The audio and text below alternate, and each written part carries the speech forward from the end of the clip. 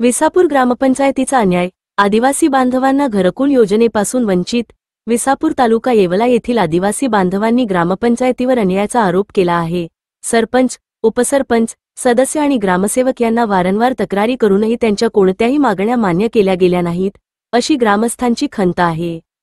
गावातील अनेक श्रीमंत व मोठे घर असलेल्या लोकांना घरकुल योजना देण्यात आली, तर खऱ्या अर्थाने पात्र असलेल्या आदिवासी समाजाला या योजनेपासून वंचित ठेवण्यात आले आहे.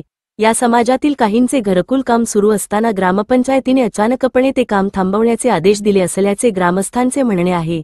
ग्रामपंचायतीकडून सांगण्यात आले की संबंधित लाभार्थी भूमिहीन असल्याने ते ग्रामपंचायत हद्दीत घर बांधू शकत नाहीत.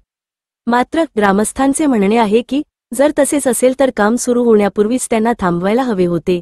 अर्धे काम झाल्यावर थांबवून त्यांना आर्थिक व मानसिक त्रास दिला गेला आहे.